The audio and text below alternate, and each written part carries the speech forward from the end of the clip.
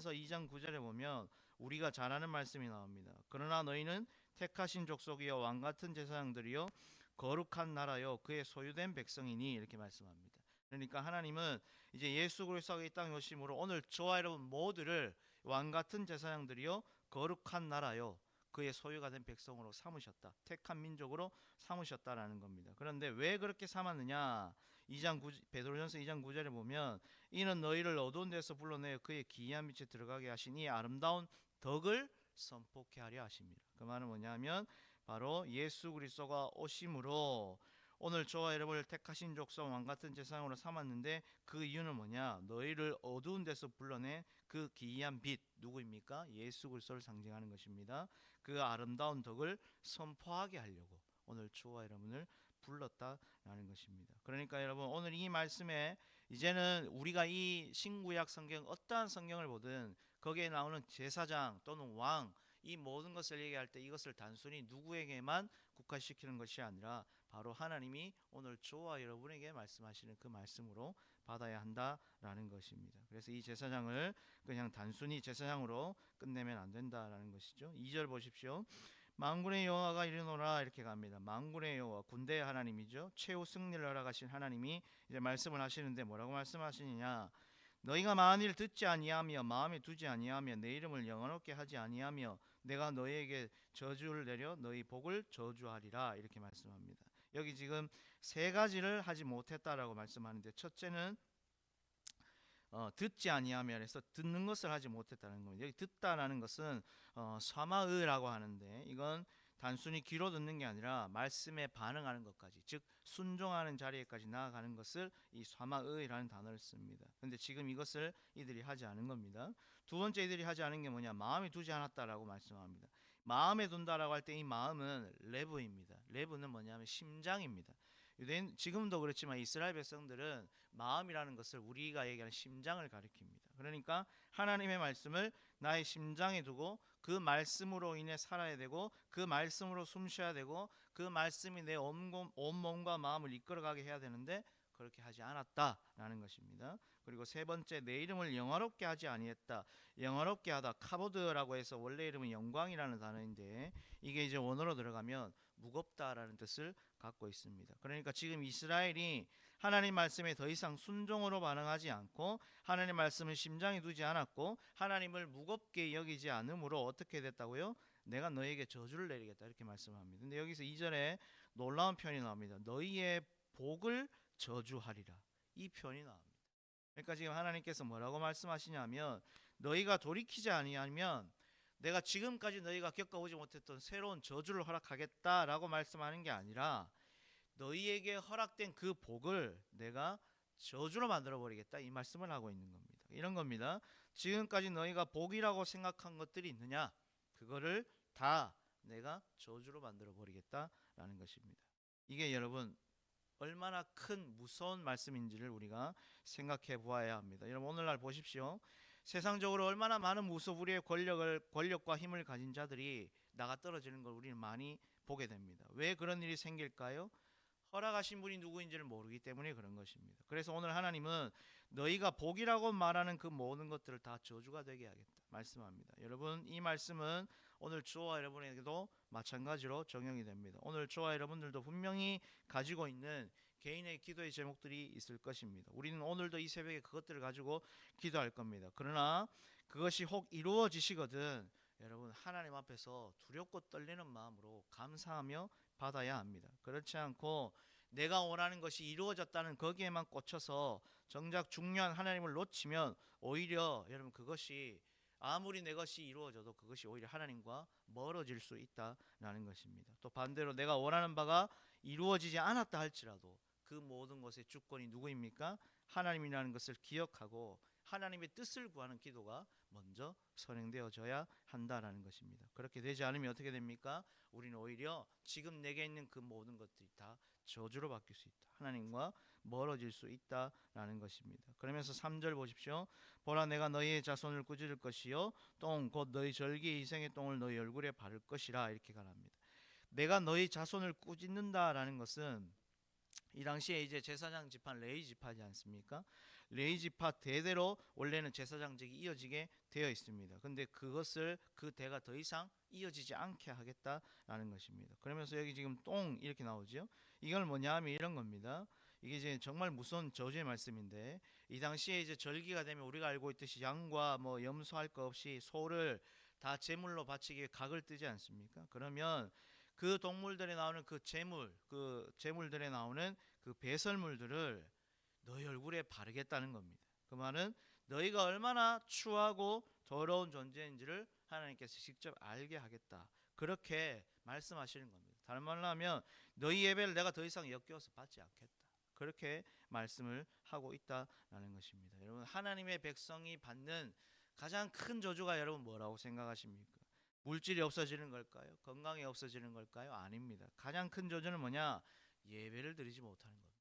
예배를 드리지 못하는 것. 우리가 아무리 예배를 드리고 싶어도 하나님이 더 이상 나의 예배를 받지 않겠다면 우리는 하나님 앞에 올라올 자격을 잃어버리는 것입니다. 그리스도인이 하나님을 예배하지 못하고 섬기지 못하면 어떻게 되는 줄 아십니까? 하나님이 있어야 될 그 자리에 자기가 들어가게 됩니다. 자기를 섬기고 자기를 높이게 됩니다. 그것은 여러분, 하나님 보시기에 가증한 것이고 더러운 것입니다.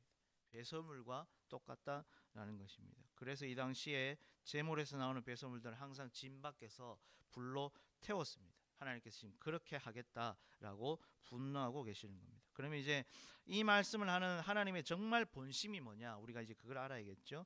그게 이제 4절부터 6절인데요. 4절부터 보시면 나오는 말씀이 뭐냐면 이런 겁니다. 너희의 직분을 회복하고 바른 예배를 드리는 하나님의 백성이 되어라라는 것입니다. 그래서 4절에 만군의 여호와가 이르노라, 내가 이 명령을 너희에게 내린 것은 레위와 세운 나의 언약이 항상 있게 하려 함인 줄 너희가 알리라. 그러니까 하나님은 레위 민족을 선택할 때부터 레위와 세운 언약이 있다는 겁니다. 그 언약이 뭐냐? 5절에 보시면 레위와 세운 나의 언약은 생명과 평강의 언약이라 이렇게 말씀합니다. 그러니까 지금 하나님을 예배하는 오늘 저와 여러분에게도 동일하게 주신 언약이 있는데 그 언약은 생명과 평강의 언약이라는 겁니다. 여기 생명이 뭐냐? 원문을 보면 이 생명 앞에 정관사 더가 붙습니다. 하가 붙는데 그 생명이 됩니다. 그 생명이라는 것은 오직 하나님만이 주실 수 있는 영원한 생명을 뜻하는 단어입니다.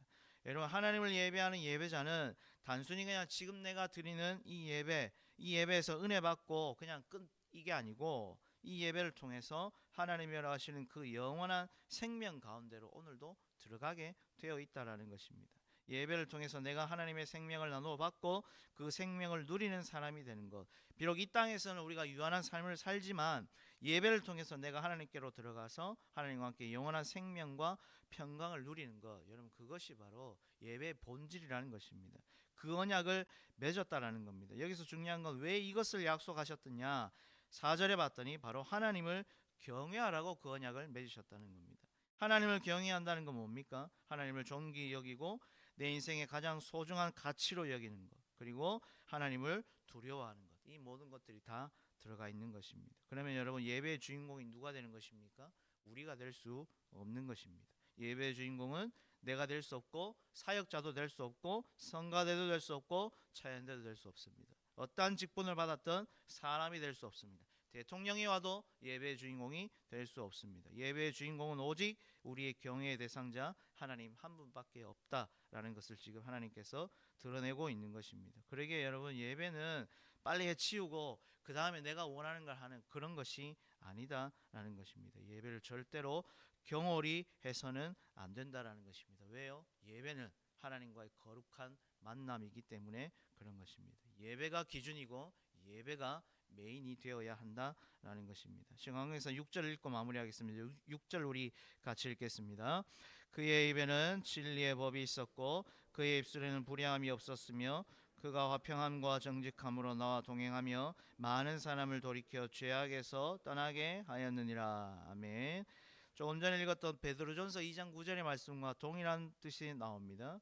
이 레위 민족들에게는 뭐가 있었냐면 원래는 진리의 법이 있었고 불의함이 없었고 화평함과 정직함으로 나와 하나님과 동행해서 뭐 했다고요? 많은 사람을 돌이켜 죄악에서 떠나게 하였다라고 말씀을 하고 있다라는 것입니다. 다른 말로 하면 오늘 저와 여러분이 하나님 앞에 올라와서 예배를 드릴 수 있도록 하나님께서 언약 백성 삼으신 것은 단순히 성전 안에서의 예배만을 넘어서서 실제적인 우리의 삶에서 오늘 저와 여러분을 통해서 어떻게 합니까? 많은 사람을 주께로 돌이키게 하는 그 역할, 그것으로 우리를 거룩한 제사장, 왕 같은 제사장, 거룩한 택한 백성으로 삼았다라고 하고 있다라는 것입니다. 그런데 여러분, 이것이 깨어져 버렸다는 겁니다.